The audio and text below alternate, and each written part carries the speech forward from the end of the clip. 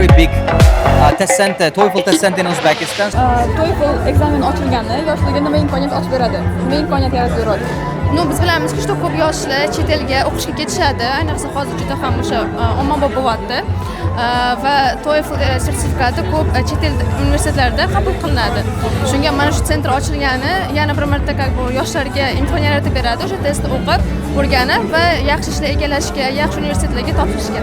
For that was developed for students and really like the quality of the teaching process, teachers and the students who are eager to learn and to get the TOEFL test. Hopefully in the future this place will be more accessible for others as well and for all Uzbek students. Ko'pchilik talabalar hamda o'qituvchilar ham TOEFLni topshirishni juda ham yo'lga qo'yib olishdi. Bu juda ham rivojlanayotgan imtihonlardan bittasi. Bu top universitetlarning deyarli barchasiga o'tadi. Ayrim Kanadaning deyarli 100% universitetlari, AQShning 100% universitetlariga grant asosida kirish imkonini beradi. Bundan tashqari buni IELTSdan oson tomoni shundaki, bunda ham albatta 4 ta skill bo'yicha baholanadi: reading, listening, speaking, writing holatda. Bu IELTSdan ko'ra osonroq. Agarda o'quvchi grammatikani full biladigan bo'lsa ham undagi dunyoqarash keng bo'ladigan bo'lsa, buni osonlik bilan topshirish imkoni bor. IELTSga konkurent bilasizmi TOEFL? No, for me it's better for rather than IELTS. Hello. Could you say a couple of words about TOEFL exam center?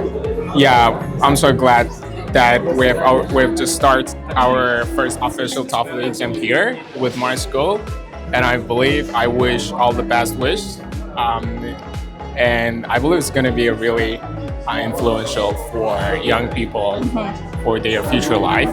Yeah. Top universitetlarga kirish uchun TOEFL kerakligini bilarmidingiz? Ha, albatta.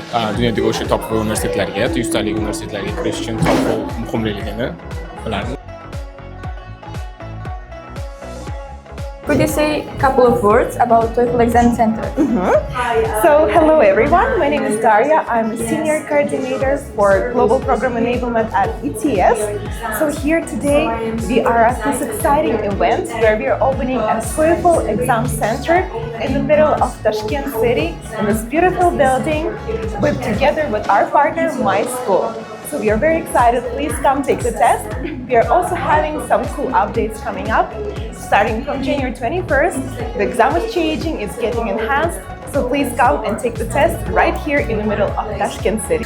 I'm really excited that we are cooperating with My School, ETS, officially authorized testing center of TOEFL and GRE tests here in Uzbekistan. Been in cooperation for a couple of years now, and I can say that My School TOEFL and GRE testing center is really focused on providing top quality services to students here in Uzbekistan. So at My School, as authorized TOEFL and GRE testing center, you can learn how to prepare for TOEFL. You can attend language courses to really better prepare for TOEFL. So I'm encouraging all of you who are planning to study abroad, who are planning to really get competitive advantage. Either you're planning to be a student at foreign university or here, or you really need to advance your career, I think My School with TOEFL and the GRE test can be really the best choice for you. Top universitetlarga TOEFL kerakligini bilarmidingiz? Bo'tga kelib hozir informatsiyalarni ko'rdim. Albatta mana 13 mingta universitetga bemalol kirsa bo'lar ekan. Menimcha yaqin orada TOEFL topshirsam kerak. Ingliz tilini bilmadingiz-ku? O'rganib endi topshiramiz. Necha ball olmoqchisiz? Adashmasam mana 120 ball olsa bo'lar ekan. Minimum 90. Bu degani yana 1-2 yildan. TOEFL examen center ochilayotgani yoshlarga nima imkoniyatlar yaratib beradi? Birinchisidan bu Amerikaga katta shans ochiladi уже, chunki TOEFL bu Amerikada populyarniy и IELTSdan ko'ra ko'proq topshiriladi. Masalan, IELTS 20 millionta odam topshirsa, TOEFL 30 millionta odam topshiradi. 10 milliontaga ko'p. Просто O'zbekistonda populyarniy emas TOEFL. Shu taraf bor. Yoshlar O'zbekistonda o'qimoqchi bo'lsa, TOEFL topshirish shartmi yo? TOEFL topshirsa, o'zini yo'llari ham ochiladi. Masalan, ustoz bo'lib ishlashi mumkin, institutga kirsa, kontraktini to'lagani masalan, TOEFL sertifikati buni masalan IELTSdagi bitta levelda desa ham bo'ladi. O'shaning uchun ham bemalol educational centerlarda ishlash oladi. IELTSga yaxshi konkurentmi TOEFL? Ha. Yaxshi konkurent deb o'ylayman. TOEFL examen center ochilganda o'zi birinchi eng katta izimkasi deydi-yu, 13 mingta universitetga o'tadi. Ya'ni ko'p universitetga o'tgandan keyin bolalarda ham IELTSga nisbatan imtihon topshirish osonroq. конечно unda TOEFL sertifikati bo'lgandan keyin ko'proq universitetga kira olishadi, chet tilda o'qish olishadi. И конечно jamiyatimizni ilmli, ta'limli bo'lishligi ancha hissasini qo'shadi deb o'ylayman. И kirish osonroq bo'lganidan keyin harakat qiluvchilarning soni ko'payadi deb o'ylayman. Aha. Hozir exchange ko'p ana universitetda bor bilasan. Aha. TOEFL borishga, exchange yutib olishga yordam bera oladimi? Конечно, yutib olishga yordam bera oladi. Chunki o'zi TOEFL bu American sertifikat bo'lgan hisobiga ham bizda Toshkent, O'zbekiston bilasiz, ko'pchilik Amerikaga borishga harakat qiladi.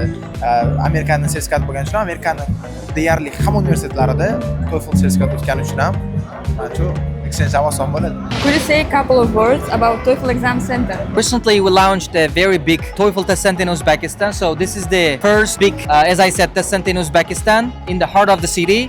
So probably it's going to help for the students who are going to apply for the master's degree. And TOEFL gives a great opportunity for everyone who actually is going to apply for different countries, universities.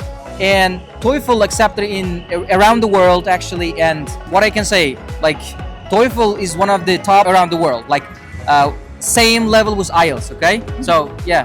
TOEFL center ochilayotgani yoshlarga nima imkoniyatlar ochib beryapti? Boya aytib o'tganimdek, TOEFL test center ochilishi, misol uchun yaqinda prezidentimiz AQShga bo'lgan tashriflaridan keyin ham juda bu yog'iga global rivojlanadi deb o'ylayman va nimagaki TOEFL bu ETS qaramog'idagi produkt hisoblanadi, ya'ni ETS Amerikan tashkiloti va albatta bundan bu yog'iga yoshlarimiz uchun katta imkoniyatlar ochadi. Yaqinda o'zimda shunaqa situatsiya bo'ldi, test center. Men o'zim TCA man. Ya'ni imtihon oluvchi, imtihonga bitta o'quvchi keldi. Sarvarxon ismlarini ham aytaman bemalol. IELTSdan 8.5 olgan ekanlar, keldilar. Men TOEFL topshirishim kerak dedilar. Nega aytsam, Stanford bilan Harvardga topshirmoqchiman and they require TOEFL. Ya'ni ular TOEFL so'rayapti.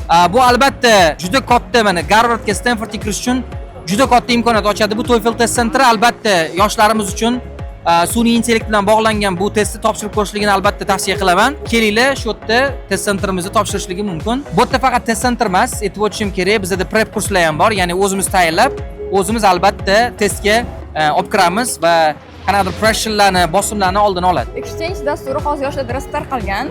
Exchange dasturiga ham TOEFL to'g'ri keladimi? Albatta, juda zo'r savol berdingiz. Bu bo'yicha ham keyslarimiz bor. Bitta Robiya degan o'quvchimiz keldilar. Ular ham xuddi shu Amerikaga exchange programmaga topshirayotganlari uchun ham ulardan TOEFL so'rashgan. Albatta bizning test centrim kelib TOEFL topshirib ketdilar. Ularning ham sertifikatlari chiqqan, 99 ball oldilar. Ularni ham videolarda qo'yamiz menimcha, agar ruxsat bersanglar, materiallarni tashlab beramiz. Sarvarxon aytganda, o'sha Harvard topshirmoqchi bo'lgan o'quvchimiz 110 oldilar TOEFLda. Ya'ni maksimal ball 120 и 110 ballni qo'lga kiritdilar. Bu juda zo'r natija.